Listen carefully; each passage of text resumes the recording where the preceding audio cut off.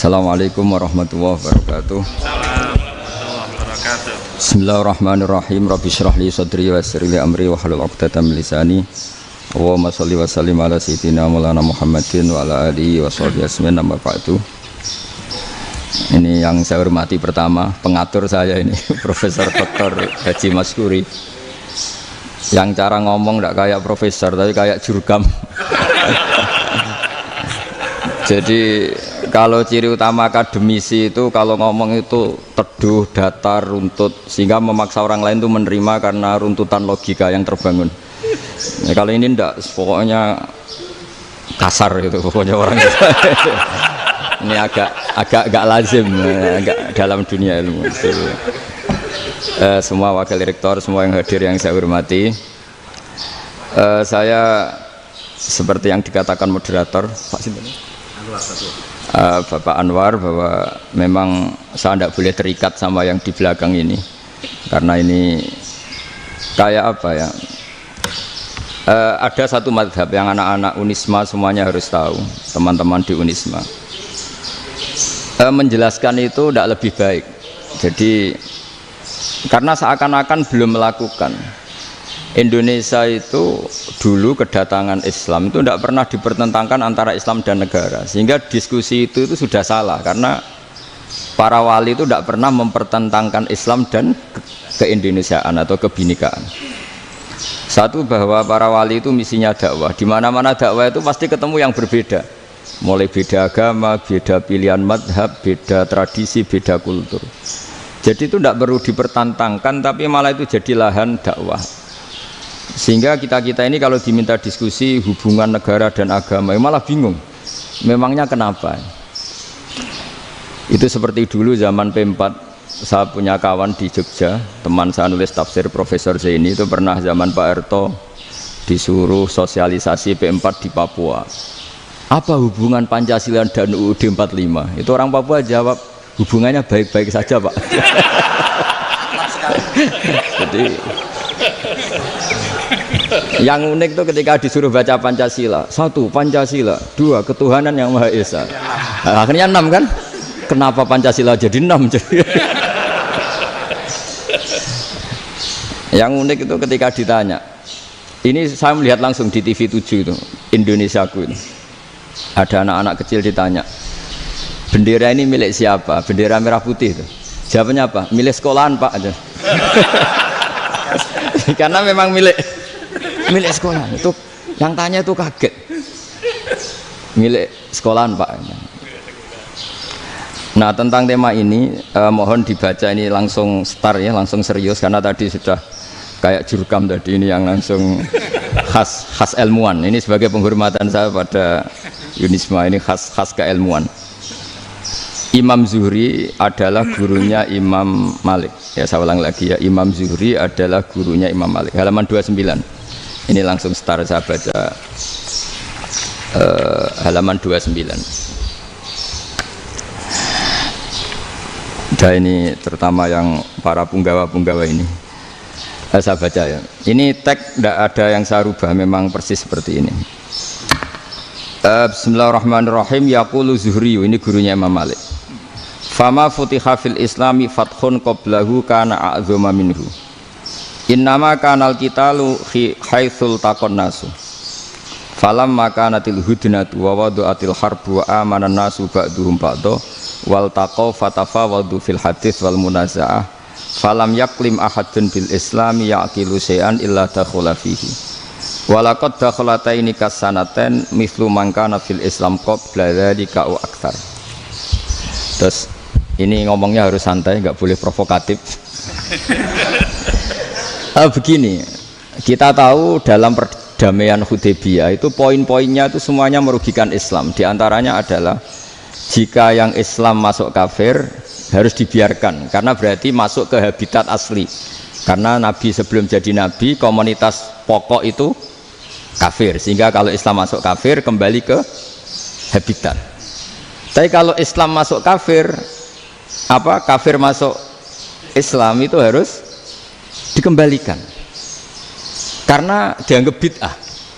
Maka kalau kamu dituduh bid'ah itu tenang saja, dulu Nabi itu ya dituduh ji'ta bidinin muhdas, kamu datang dengan agama yang baru. Cuma agak diteruskan wa kullu muhdatsatin bid'ah wa kullu bid'atin dalalah. Jadi orang-orang kafir dulu kalau ngomentari Nabi ya ji'ta bidinin muhdas, kamu datang dengan agama yang apa? Baru. Nabi nurut. Semua perjanjian yang merugikan Islam itu Nabi nurut. Tapi Nabi hanya minta satu hal, jangan ada perang 10 tahun. Dan orang boleh seminar, boleh diskusi tentang Islam. Ya ini dengerin betul ini. Jadi saya tidak akan provokatif, ini pakai logika. Nanti bisa dipakai disertasi doktor. Tapi saya minta orang boleh diskusi, boleh seminar tentang Islam. Akhirnya saat itu juga ada orang yang masuk Islam. Di depan tulisan itu belum kering istilahnya. Datang ke situ namanya Abu Jandal bin Suhail bin Amr. Itu datang ke Nabi, ya Rasulullah saya ini mau masuk Islam. Kata orang-orang kafir, ini pertama Muhammad, kamu komitmen enggak sama perjanjian? Kalau kamu komitmen harus kamu kembalikan. Nabi bilang, ya Abu Jandal kamu kembali ke mereka, ke habitat mereka, yaitu menjadi kafir, di komunitas kafir maksudnya. Akhirnya nangis. Umar, Sayyidina Umar itu mendekati Abu Jandal, kemudian memberi isyarat supaya ngambil pedangnya. Jadi isyaratnya wong ini baca ora wis. Maksudnya orang-orang kafir. Tapi Abu Jandal nggak mau. Singkat cerita akhirnya kembali ke komunitas kafir. Tapi yang dikatakan Imam Zuhri cara analisis ini nggak bisa pakai provokatif, harus pakai analisis. Innama kanal qitalu haitsul taqon nasu. Yang namanya perang itu menjadikan orang tidak berpikir jernih. Ini poin yang diambil oleh Rasulullah. Kalau dibahasakan Nabi curi kesempatan, maksud Nabi dikatakan mencuri, meskipun itu hanya bahasa ya. Enggak mungkin lah kita bahasakan seperti itu. Saya ulang lagi ya. Kenapa ada perang berkesinambungan sampai tahun ke-8 Hijriah? Mulai tahun kedua ada perang Badar sampai tahun 8 Hijriah itu perang terus. Nabi sama orang kafir perang terus. Akibatnya apa Pak Profesor? Namanya perang itu ya nggak kau bermikir. Pokoknya agar ketemu Islam perang, Islam ketemu kafir perang, nggak kau bermikir. Padahal Islam itu bisa diterima oleh akal sehat, harus lewat diskusi, lewat pengamatan, lewat pemikiran, lewat pengendapan berpikir. Makanya Nabi tahu ini masalah besar. Kalau orang perang terus, itu gak kober mikir Islam, tidak sempat diskusi tentang Islam. Makanya Nabi hanya minta satu poin. Oke, perjanjian ini saya turutin semua, tapi saya minta orang kafir semuanya boleh mendiskusikan Islam, boleh seminar tentang Islam. Mereka bilang iya, paling pikiran mereka kan diskusi paling piye. Ternyata betul. Ada diskusi, terus temanya gini. Kira-kira bener di Muhammad Abu Jahal. Terus Tuhan Muhammad sama Tuhan Abu Jahal itu keren mana? Diskusi. Tuhan Muhammad itu khaliqus samawati wal ardi, yang menciptakan langit bumi. Sebagaimana kampanyenya Muhammad. Ya mereka masih jangkar bilang Muhammad. Kalau Tuhan kita, ya berhala itu yang kita bikin, yang kadang rusak, yang kadang kudanan, terus lemutan, pokoknya terus diskusi. Kita kok bener pengirannya Muhammad. Terus Muhammad Abu Jahal. Mulai dhisik Muhammad itu ratau bodoh nih. Mulai dulu Muhammad tuh gak pernah bohong. Abu Jahal, waduh, wis bodoh nih ngongkonan. Wis ribet kan? Dan semua diskusi itu mengarah ke kebenaran Islam. Akhirnya wong kafir sing tokoh-tokoh cara Jawa yo wah semane jebule masalah ini kan. Artinya gini, kalau kita ingin Indonesia damai, sebenarnya yang untung itu Islam. Karena Tuhan yang menciptakan langit dan bumi tentu gak akan diperbandingkan atau akan dikalahkan oleh Tuhan yang lahirnya saja sudah di bumi. Misalnya kita menjual Tuhan Allah, siapa itu yang menciptakan langit bumi, yang ada sebelum langit bumi? Bandingkan dengan Tuhan yang lahirnya di bumi, ada tanggal lahirnya, ada aktenya, itu kan sudah ribet kan? Begitu juga kalau memperbandingkan tokoh. Muhammad itu siapa? Tokoh yang bisa menyatukan pan Arabik, tokoh yang begini-begini, yang sayang istri, sayang keluarga. Dibandingkan dengan tokoh Abu Jahal, Abu Lahab yang corong jauh penggaweannya yang ngerugikan orang lain. Akhirnya orang itu mulai tertarik sama Islam. Makanya kata Az-Zuhri, pakai bahasa dulu. Falam yaklim ahadun bil Islam. Tapi kalau sekarang yang populer itu bahasa yatakallam. Sebetulnya yang benar itu bahasa kalimah yaklimu kalaman, karena masdarnya itu kalam, berarti sulasi nopo mujarrad. Tapi di fi'ilnya itu mujarradnya enggak kelaku. Jadi di fi'ilnya takallama yatakallamu, tapi untuk masdarnya yang kelaku kalaman. Jadi ini agak unik, agak enggak lazim. Mestinya kan takallama yatakallamu takalluman, tapi di masdarnya kalam populer, tapi di fi'ilnya tidak populer. Saya teruskan ya. Ini penting sekali. Jadi menjual Islam, kalau boleh dibahasakan menjual, itu tetap enak dalam kondisi damai. Karena kalau kita perang, itu bawaannya kalau ketemu ya perang. Kalau ketemu perang, sehingga orang itu rakober diskusi dulu. Saat benernya Islam sampai kafir itu bener di. Karena tidak kober diskusi, tidak sempat diskusi, orang yang milih yang kafir. Karena yang mayoritas yang kuat. Sementara Islam zaman itu lemah. Ya Nabi itu yang diminta hudnah, yang penting kita damai. Terus orang boleh mendiskusikan benar mana kita dan mereka. Ya setelah diskusi ya tadi kan nggak mungkin Allah yang begitu keren hebat pencipta langit bumi dibandingkan berhala yang mengurus dirinya sendiri saja tidak bisa. Walhasil terus orang mulai tertarik sama Islam dan aturannya nggak boleh dilarang diskusi itu. Nah makanya saya pernah ditanya beberapa profesor di Jogja, Gus, suatu saat kalau kampus paling keren di Jogja ini ada Islamic Studies, kemudian pengajarnya dari berbagai agama, ini riskan nggak bagi Islam? Saya jawab, asal yang didiskusikan Islam itu nggak masalah. Yang repot itu nak umat Islam. Karena kalau umat Islam yang jadi percontohan, banyak raja yang dolim, banyak pemimpin Muslim yang dolim, terus identik dengan Islam itu jadi dolim, kan ribet. Ya kalau pas umat Islam, kalau Islam yang kumat kan jadi masalah kan. Nah ini kan terus jadi beda umat Islam sama Islam yang lagi apa? Kumat. Singkat cerita terus Islam mendapat posisi yang luar biasa.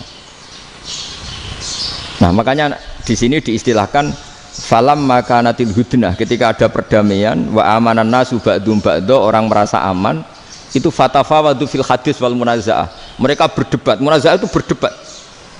Keren mana konsep Muhammad dengan konsep Abu Jahal? Keren mana konsep Tuhannya Muhammad dengan Tuhan kita? Terus diskusi dan mereka akhirnya ikrar, wah yang benar ya Muhammad lah. Di mana-mana Tuhan tuh ya sebelum langit dan bumi, di mana-mana Tuhan ya punya reputasi menciptakan. Masa Tuhan reputasinya diciptakan, kayak berhala dan sebagainya. Ibadah juga gitu. Ibadah wong kafir itu kalau tawaf itu telanjang, ibadah Muhammad santun pakai pakaian. Terus akhirnya mereka mulai tertarik Islam. Sehingga saya lihat di beberapa tafsir, saya memang tidak akan ngomong yang tidak serius, ngergani Unisma ben sawangane pemikir serius. Di Quran itu sampean lihat di tafsir Tobari itu ada ayat bal naqdhifu bil haqqi 'alal batil fayadmaghuhu fa idza huwa zahid. Qadhafa itu kalau di kamus tak lihat itu takallama bila dalilin. Qadhafa itu ya pokoknya sekenanya. Artinya gini, kebenaran Islam atau kebenaran hak itu kamu taruh sekenanya saja itu tetap menang. Apalagi kamu taruh secara teratur, kamu taruh sekenanya saja itu tetap menang. Sehingga di sini banyak sahabat yang hidup di Cina.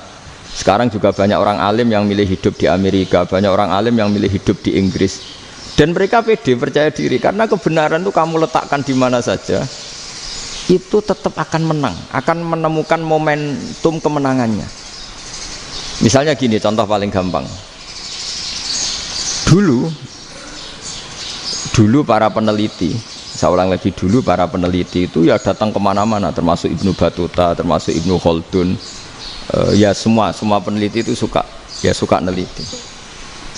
Setelah diteliti, Quran itu satu-satunya kitab suci yang membicarakan sains, misalnya tentang falak, tentang astronomi, tentang asal-usul kejadian manusia, kejadian makhluk, juga bicara tentang geografi, geologis, semuanya.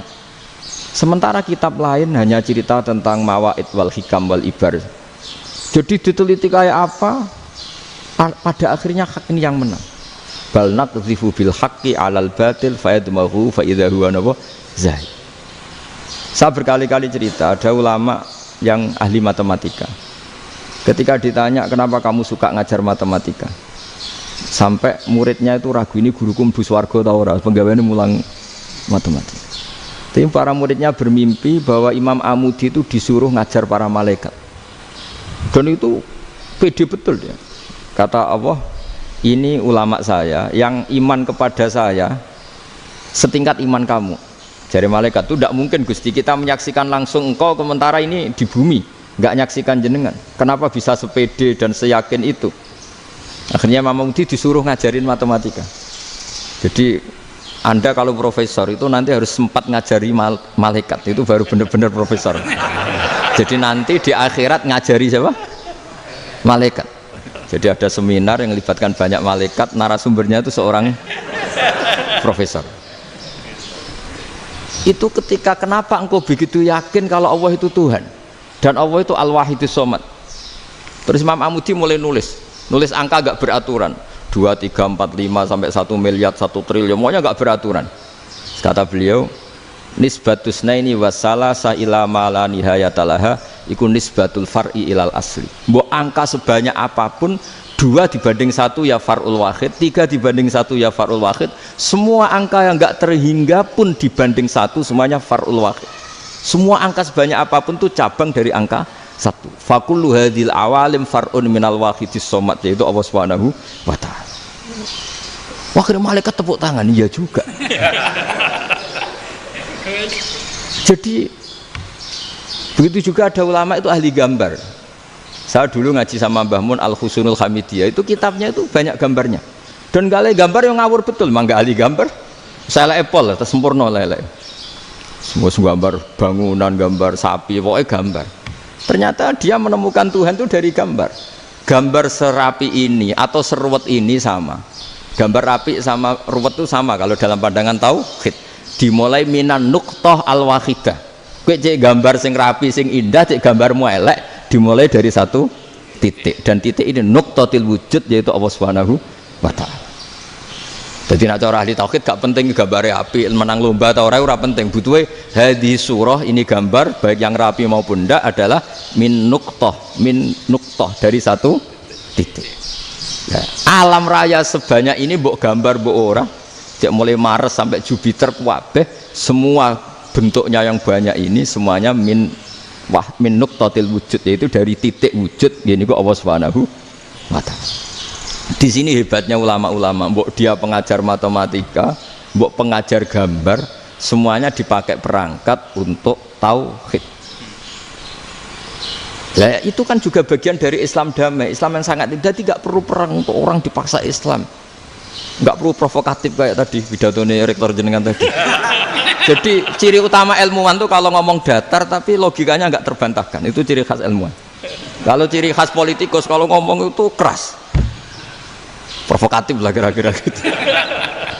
Tapi isinya biasa.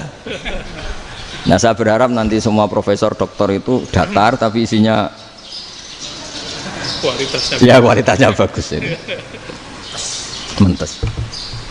Jadi makanya terus kata ulama, kenapa diistilahkan balnat zifu bil haqqi?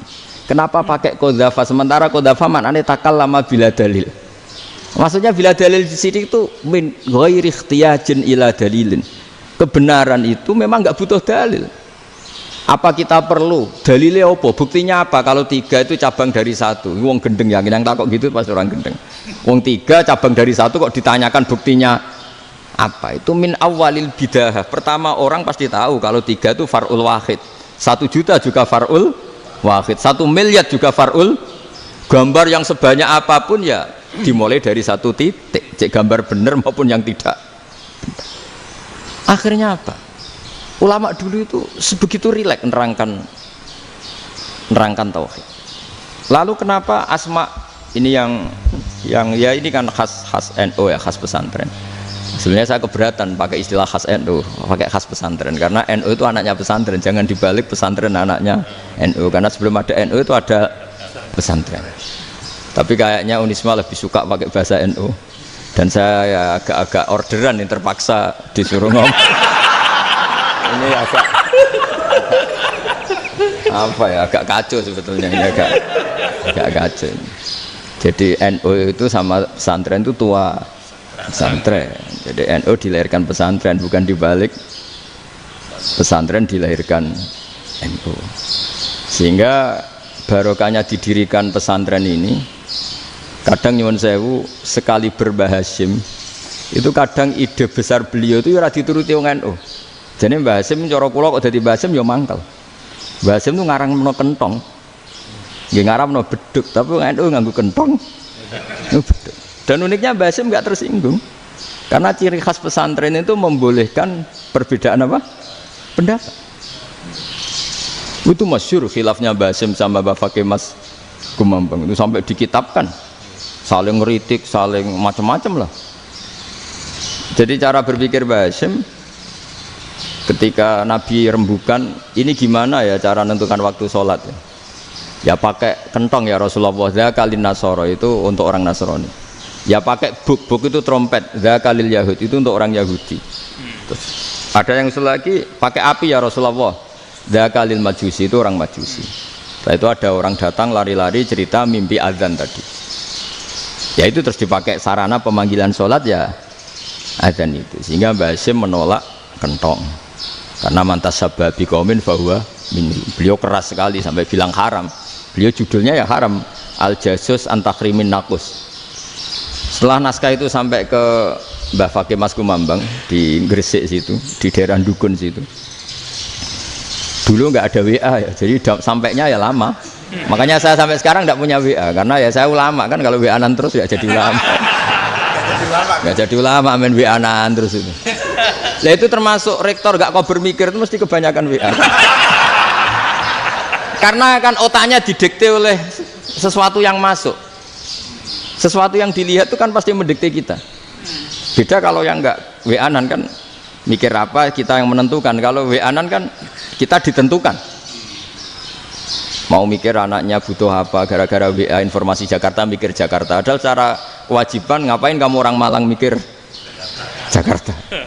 Gara-gara WA mikir Jakarta belum selesai ada berita di Sulawesi, mikir Sulawesi.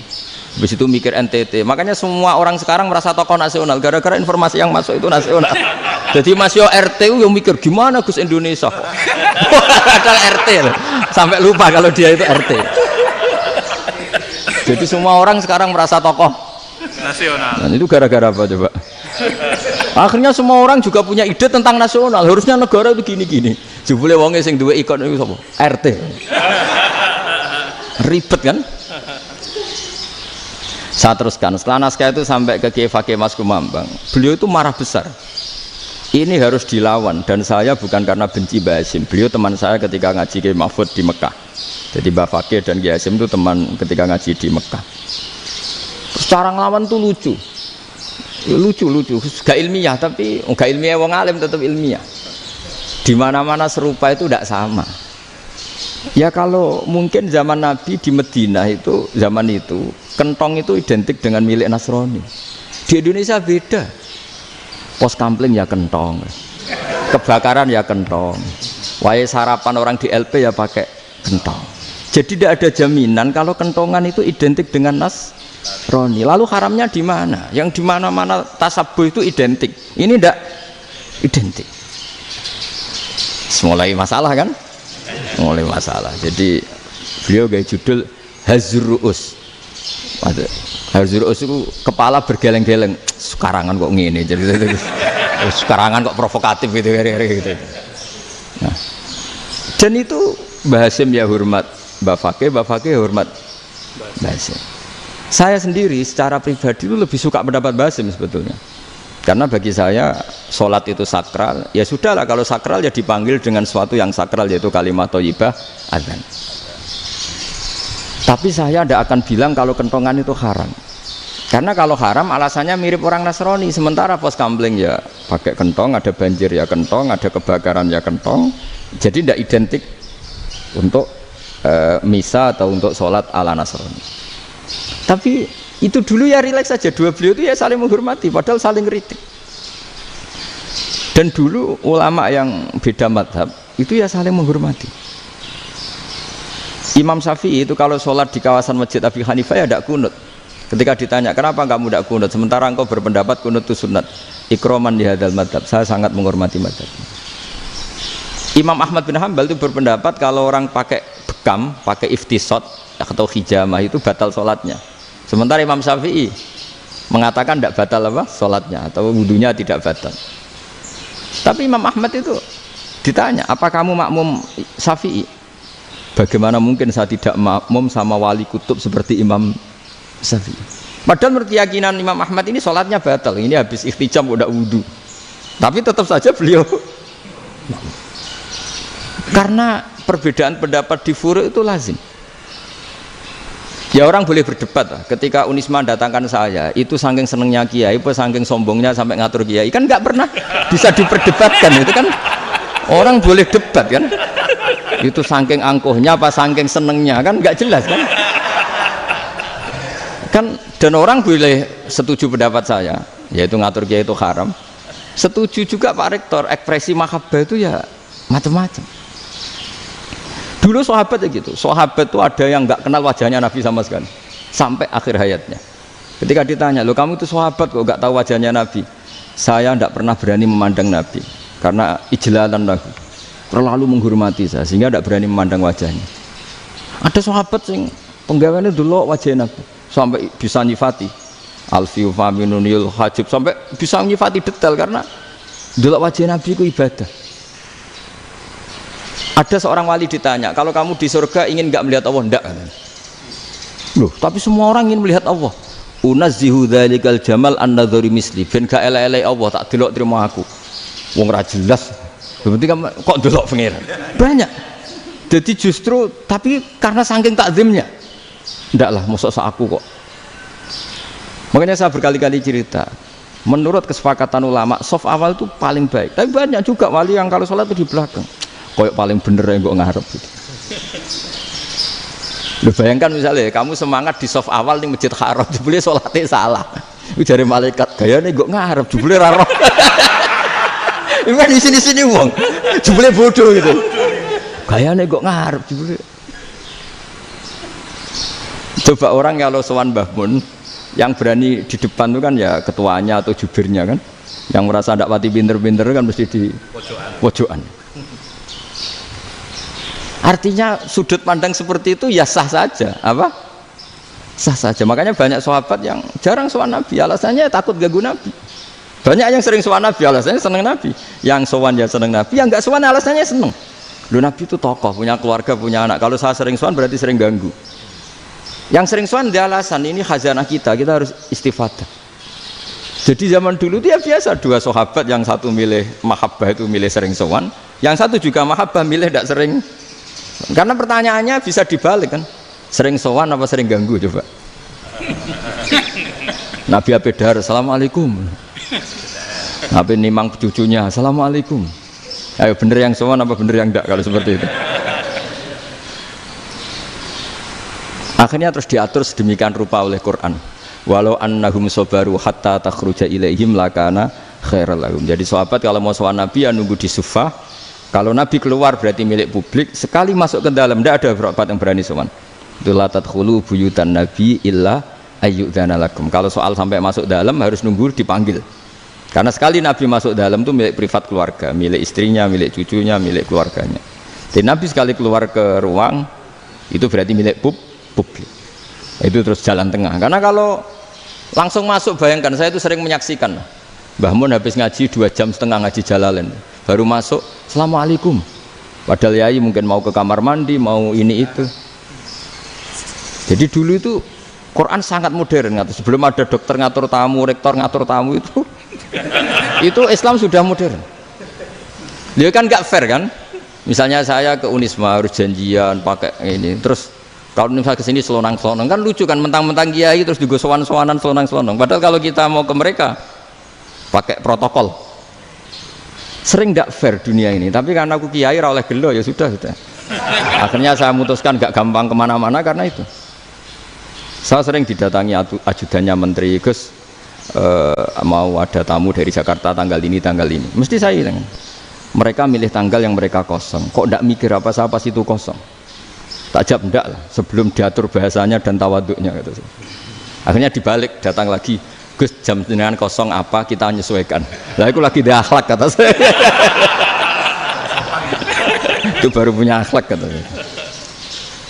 Bukan masalah ini, bukan masalah gengsi ya. Saya sendiri itu dolan ke alumni itu jarang, karena ya takut. Kiai kan yang nganggur, jam 9 nganggur, jam 10 nganggur. Bisa saja alumni itu kerja di pabrik, bisa saja yang latihan ekonomi di pasar. Sehingga kalau saya datang jam 9, iki kiai sing nilai santri ini, apa kiai sing ganggu santri. Nah karena orang ini melakukan rutin, gak kok berpikir, pokoknya ini jenenge silaturahim. Mau nyerah kok berpikir, padahal kalau diangen-angen, ini kiai yang nilai santri ini, apa kiai yang ganggu santri ini karena datang di jam kerja. Nah, bayangkan kalau kebenaran dulu itu dikawal oleh satu peradaban perang. Jadi Nabi sesuai diangen-angen Nabi. Perang Badar menang Nabi, perang Uhud menang wong kafir, perang ini gonta-ganti. Apapun itu yang penting satu kesimpulannya, cara Rasulullah kesimpulannya satu. Orang tidak kober mikir kebenaran secara mengendapkan pikiran dengan pikiran jernih. Maka hebatnya Nabi ketika perjanjian, pokoknya saya minta nggak ada perang. Dan orang yang boleh mendiskusikan Islam. Itu luar biasa idenya Nabi. Karena bawaan perang itu orang kan nggak kok bermikir. Ibarat seorang misalnya seneng satu perempuan, ketemu rivalnya langsung perang kan nggak mikir. Tapi kalau kau bermikir, dia ngenangen cawe itu rasa seneng aku. Untungnya apa untuk uang aja rasa seneng, malah mau loro hati. Terus sudahlah buruan dialihkan kemana kan gitu. Itu nak mau amen WA nan tukaran lewat SMS atau tarung langsung ora kok bermikir. Tapi kalau kau bermikir, akhirnya berpikir nih. Perempuan tadi sebenarnya yang disenangi siapa? Oke, ternyata senang Pak Erick. Sudah kita ngalah. Karena tidak ada nikmatnya kan menikahi perempuan yang sama sekali tidak mencintai kita. Tapi kalau nak kau berpikir pokoknya diprovokasi, wah kue kalah mbak A, kue kalah mbak B. Pikirannya kan, ojo sampai kalah. Bareng wis menang ternyata ada lah. Nah bayangkan Islam itu seperti itu dulu, dipertarungkan. Luang Islam itu dinu aklin, agama yang diterima dengan akal sehat. Tapi sekarang ukurannya perang. Yang menang berarti benar, yang menang benar. Kan terus jadi repot. Dan itu Nabi tidak ingin, makanya Nabi ingin sudahlah, nggak ada perang. Nah makanya kata Imam Zuhri, fathul Islam terbaik adalah orang boleh diskusi tentang Islam dan tidak ada perang. Lagi-lagi penting, tidak perang itu penting, silmun itu penting, perdamaian itu. Setelah tidak ada perang, akhirnya fatafawadu fil hadis wal munazah, orang boleh diskusi apa saja, termasuk boleh adu polemik. Konsep satu Tuhan dan Tuhan banyak diperdebatkan. Akhirnya Nabi secara rileks bisa menjelaskan, Muhammad, urusan kita banyak, kalau Tuhannya satu tidak cukup, Tuhan harus banyak untuk menyelesaikan berbagai urusan. Ada Tuhan bagi rektorat, bagi ya, macam-macam kan. Ada Tuhan untuk ngurusi utang, ngurusi BPKB, macam-macam. Terus kata Rasulullah, enak saja Nabi jawabnya, ya kalau kamu punya majikan banyak, perintahnya beda-beda, kamu mangkel enggak, bingung enggak? Ya susah mat, kalau majikannya banyak, perintahnya beda-beda, kita jadi repot. Senang mana? Senang majikan satu. Ya sudah, Tuhanmu itu majikan kamu, kalau Tuhannya banyak, perintahnya macam-macam, kamu yang repot. Akhirnya sudah mat, Tuhannya satu aja. Nah, itu ya barokahnya diskusi tadi, barokahnya enggak perang. Daraballahu mathalan rajulan fihi syuraka'u mutasyakisuna wa rajulan salamal lirajul hal yastawiyani masalah. Terus alhamdulillah. Jadi orang yang paling kafir pun saat itu taslim. Nah, ini kembali ke kalimat la ilaha illallah. Saya tidak perlu provokatif, pasti teori saya itu benar. Bukan saya bilang benar itu karena sombong, enggak. Ini sesuai teks. Misalnya begini, benar enggak kelompok takfiri yang suka ngafirkan orang lain? Itu pasti tidak benar. Logikanya gampang. Orang yang kafir 70 tahun saja dengan melafadzkan la ilaha illallah menjadi muslim. Masa dengan kalimat yang sama yang muslim menjadi kafir? Itu logikanya kan nggak ketemu. Orang kafir 70 tahun untuk menjadi muslim disuruh baca apa? La ilaha illallah. Tapi gara-gara baca la ilaha illallah nyekel patok jadi kafir.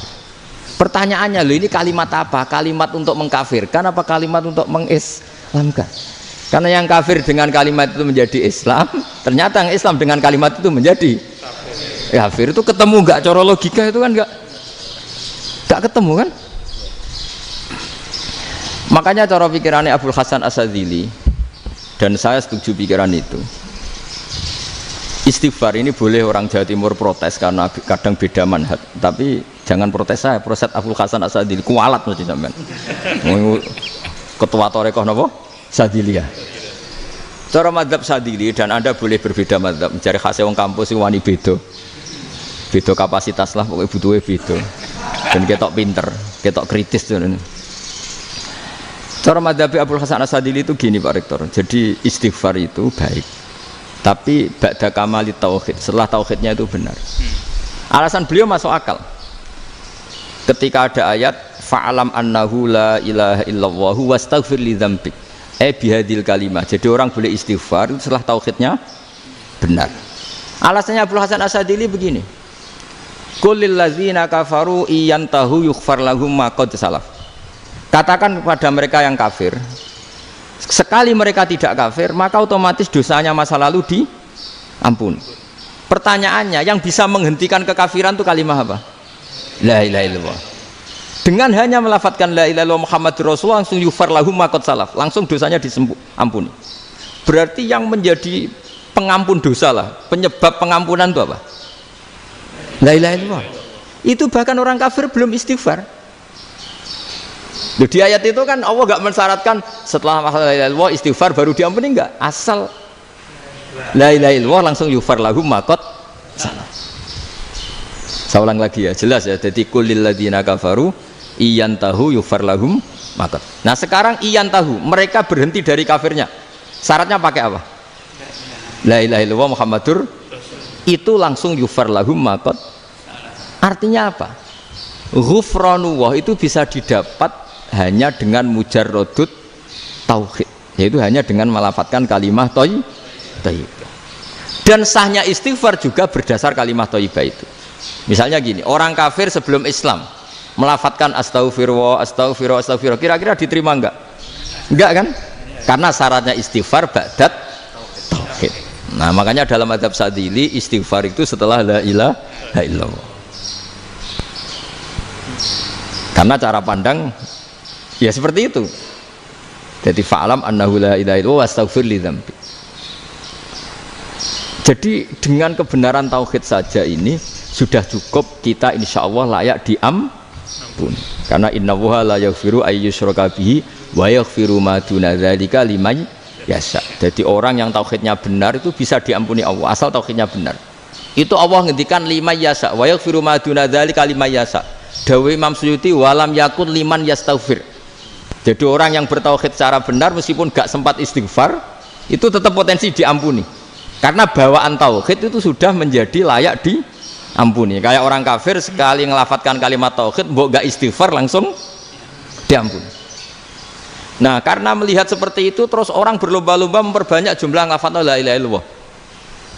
Jadi kita yang alim, kita semua, saya tidak bilang saya, kita termasuk yang di pinggir-pinggir saya ngaku alim nggak masalah lah soalnya. Kita semua yang alim-alim itu tahu bahwa la ilaha illallah itu super, sudah bawaannya tauhid, juga punya kelayakan diampuni. Nah kemudian nasib kita agak sial, malah kalimah ini dituduh bid'ah, dituduh khurafat. Mergo Nabi nggak pernah tahlilan, Nabi nggak pernah. Nabi gak pernah tahlilan, kalau diartikan Nabi ratau maca la ilaha illallah, aneh gak kalimah itu. Nah, ini provokatif ini.